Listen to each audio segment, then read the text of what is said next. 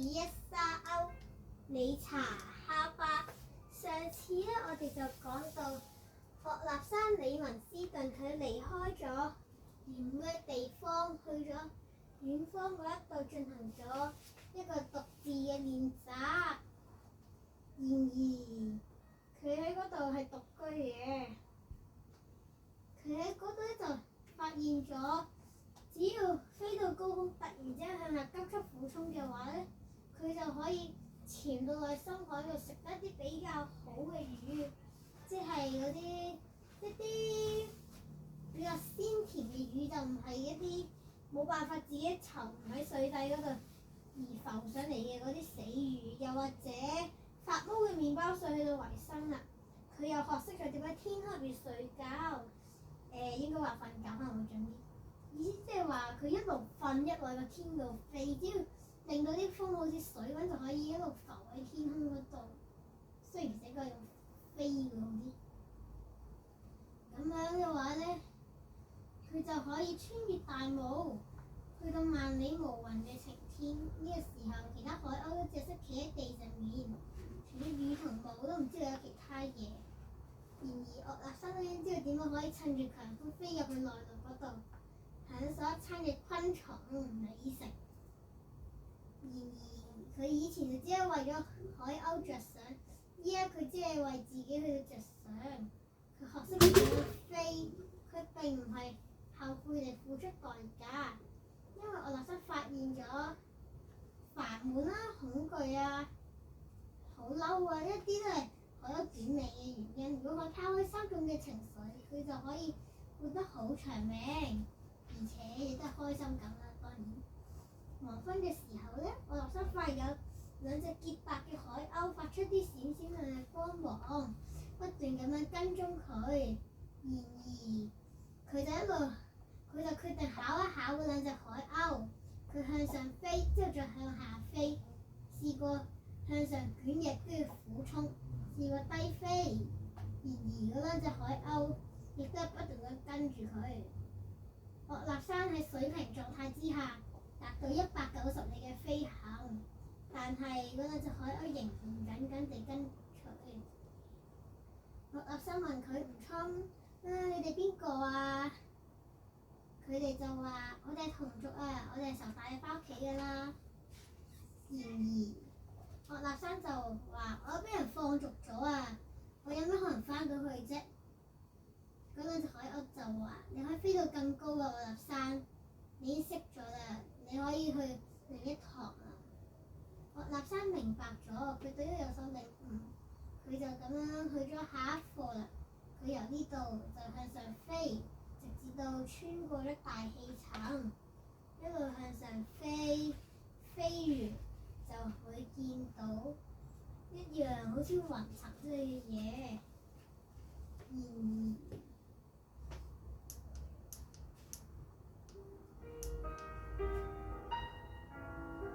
小丘。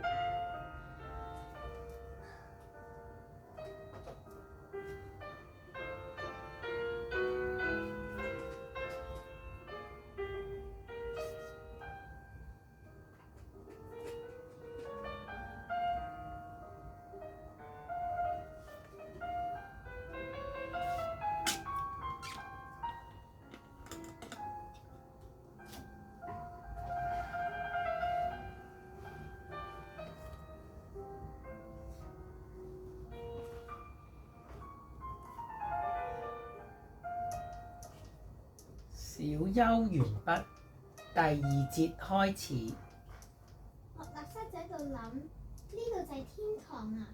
佢覺得自己有啲唔尊敬，一去到天堂就已經喺度分析緊個天堂。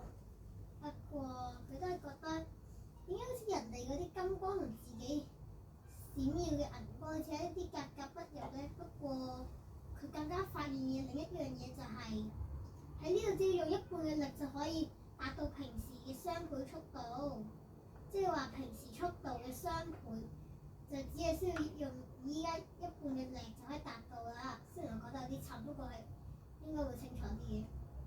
然而，如果佢用晒全力嘅話，就會比原本好上4倍。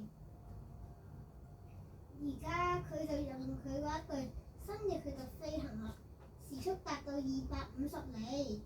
佢覺得自己喺水瓶座睇嗰個飛係極限，但係佢喺度諗，即使我去到呢度，我嘅飛行究竟係有極限嘅，雖然有啲失望，但係對住新身體嘅呢一種嘅突破亦都係好開心嘅。雲層破開啦，佢護航就大叫：岳立山，祝你旅途愉快！之後佢哋喺雲層嗰度消失。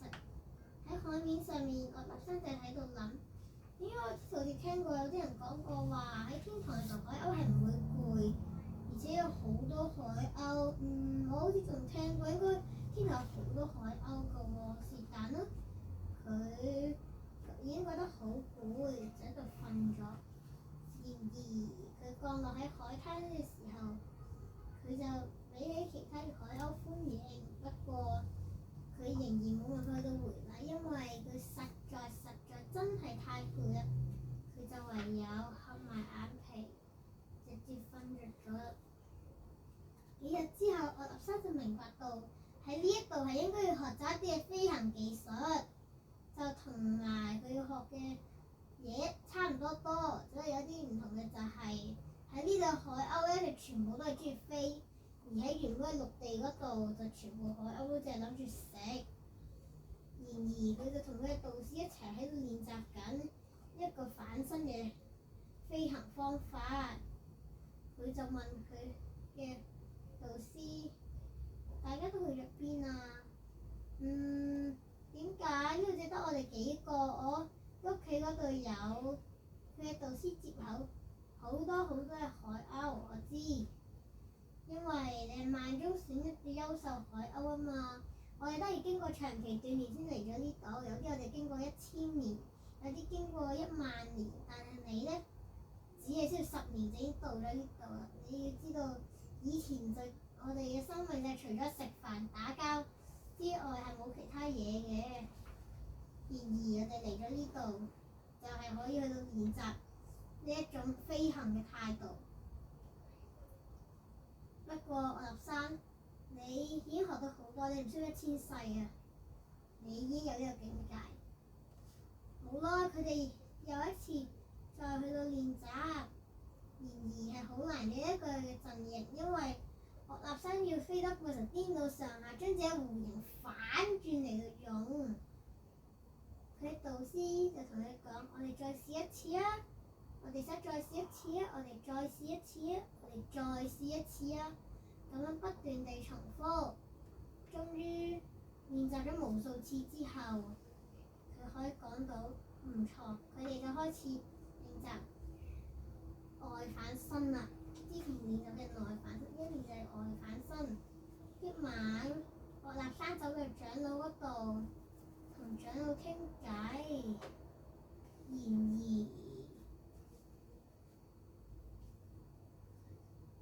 佢就同個長老開始講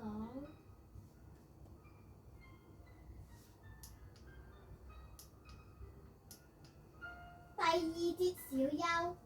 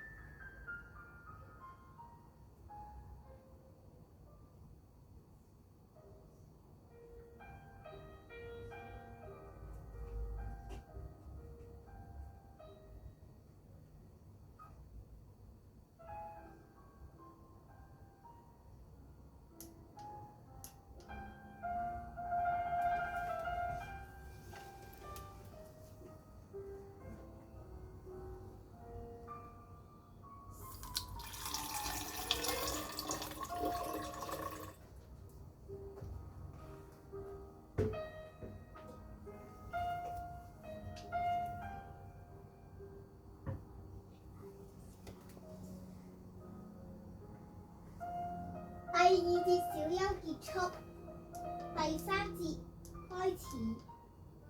佢就同長老講話，長老就問佢有咩事啊？長老並冇因為年紀大咗而虛弱，反而比起以前更加強盛咗。岳立山就問佢：呢個唔係天堂係咪啊？長老就同佢講：你已經發現咗啊。然而佢就係岳立山不停咁追問：離開呢度之後會點啊？我哋會去邊啊？到底有冇好似天堂嘅地方㗎？長老回答就好簡單，就話冇啊，岳立山，天堂唔係地方，都唔係時間，天堂就係十全十美嘅。佢沉默咗一陣，又話：你一個飛行好手，係咪？岳立山好驚訝，同時亦都好驕傲，因為長老注意到佢嘅飛行技術。佢就含蓄咁樣回答：我中意速度。長老嘅回答咧就係冇錯，當你達到天堂嘅時候，你就會發現任何嘅速度並唔係一個完美，因為完美係唔應該有盡頭嘅，任何一個數字都係一個限制，而完美就好似一個無限咁樣，係可以永遠不停咁樣延伸嘅。小朋友，你明唔明啊？突然之間，長老就唔見咗，去咗50里之外，然後又即刻翻嚟。佢就同岳立山講：都幾好玩啫。岳立山就請海佬教佢呢一樣咁樣嘅技術。然而佢哋就問幾時學？岳立山就問我幾時可以開始學啊？長老就話：只要你想嘅話，而家都開始得㗎。佢哋就依家開始學啦。長老就教佢放棄呢啲概念，你要喺度諗自己去到邊，自己嘅腦袋應該轉到邊。岳立山記住一個秘訣，好努力咁樣練，一日又一日，大概練咗成個月，佢已經開始明白啦。但係佢都仲係冇辦法完全成功。長老就再三吩咐：一定要忘記信念啊！你要唔記得之前嘅信念先再飛㗎。之前你都係咁去到唔記得咗嘅信念，今次都一樣，再試一次啊！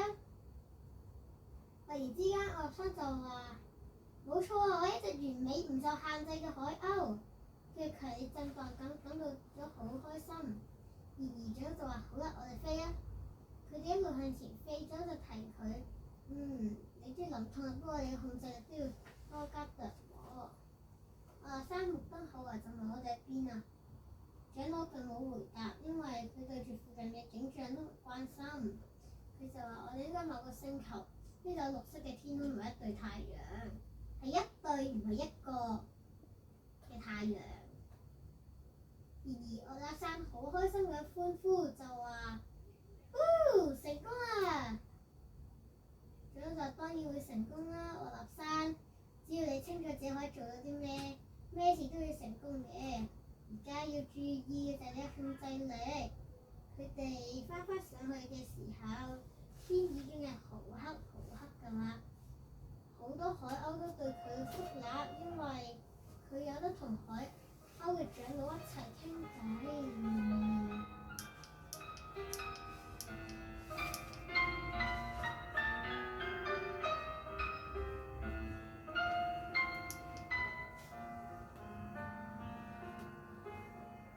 第3節小休。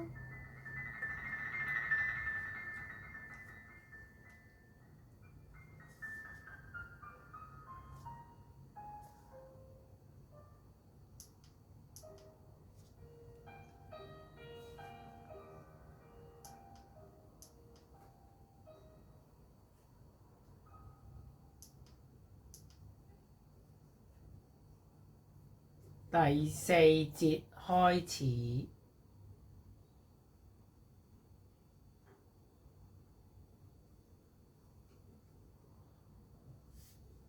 當佢哋返去嘅時候呢，其實所有海鷗對佢都好尊敬，因為佢同海鷗長老一齊。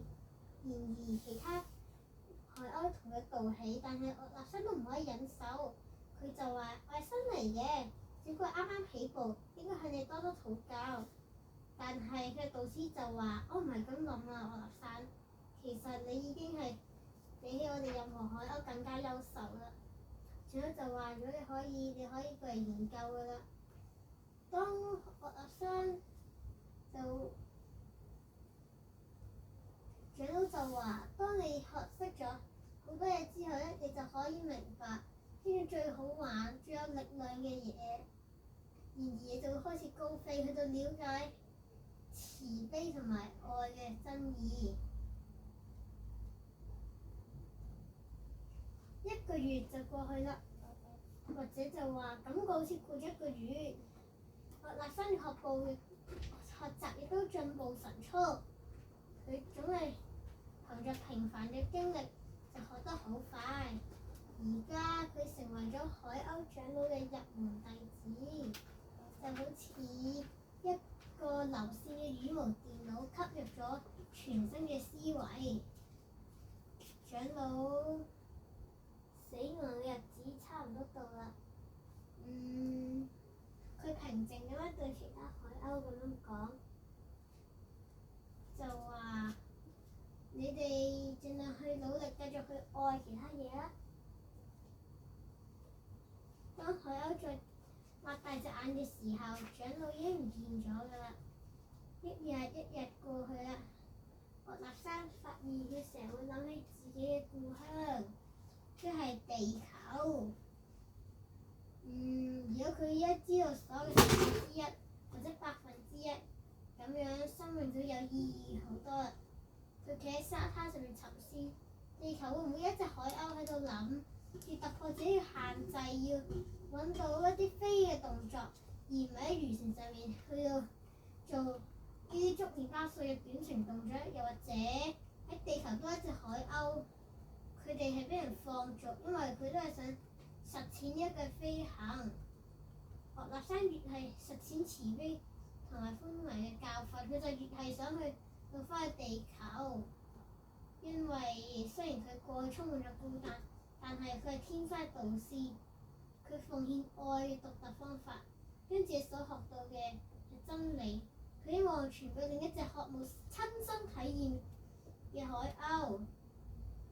岳立山都好擅長呢個嘅飛行術，佢喺度幫助緊其他嘅海鷗，但係佢對岳立山嘅海鷗，岳立山海鷗就有一種想法感到非常之不解，佢完全唔明白，因為咧就係岳立山，你一度不斷咁遇到放逐，你覺得嗰啲放逐你嘅海鷗入邊有邊個可以聽你話嘅咧？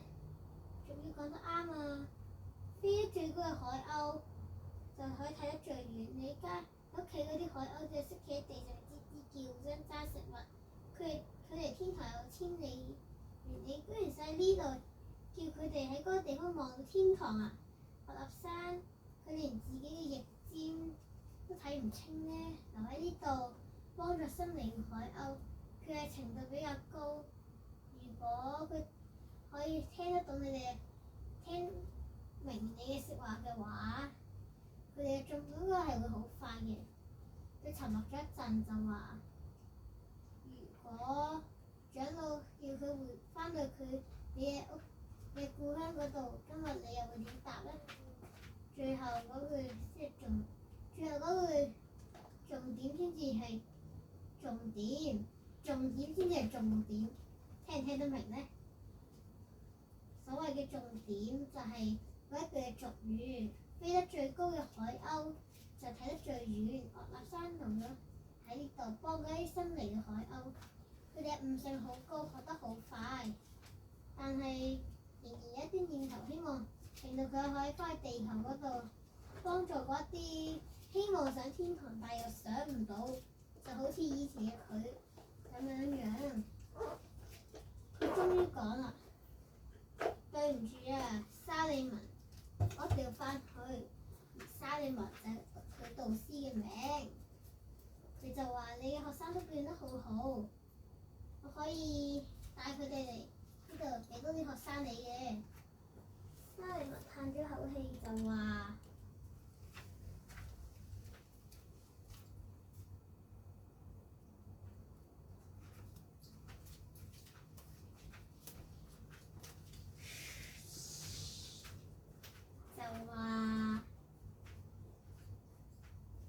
岳立山，我會記住你㗎。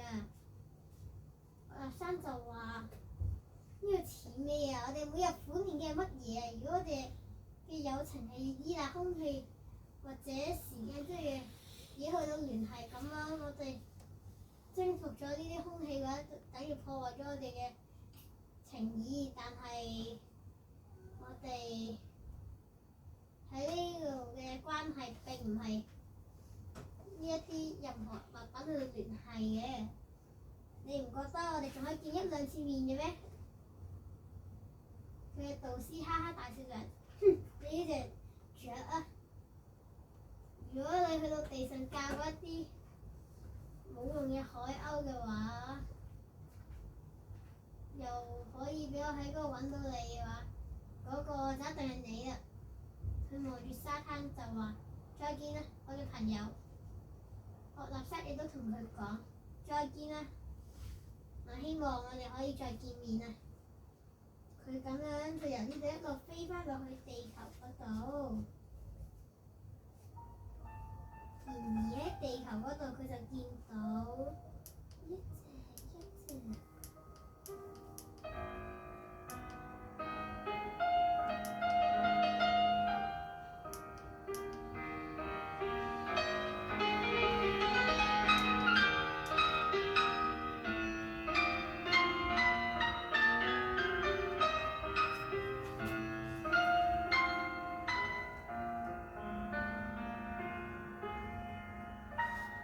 第二集結束。